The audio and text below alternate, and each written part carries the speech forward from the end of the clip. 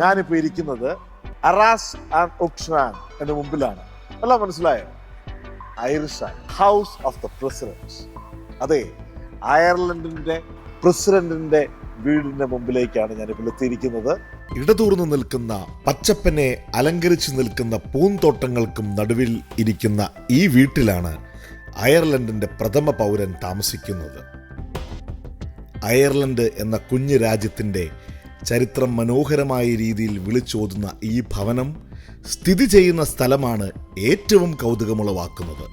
പ്രസിഡന്റിന്റെ വീടിന്റെ പുറകിലത്തെ ഒരു ഗാർഡൻ പോർഷനിലേക്ക് എത്തിയിരിക്കുകയാണ്. ബൊട്ടാനിക്കൽ ഗാർഡനുകളെ ഉപമിക്കുന്നത് പോലെയുള്ള വ്യത്യസ്ത തരത്തിലുള്ള 100 കണക്കിന് ചെടികളും പൂക്കളുമാണ് ഇവിടെ നിരത്തിയിരിക്കുന്നത്. അതിൻ്റെ മെയിൻ്റനൻസും ഈ ഓരോ പൂവിനും ഓരോ കഥകളും അത് എവിടുന്ന് വന്നു എന്നതുപോലും നമ്മളിൽ കൗതുകമുളവാക്കും.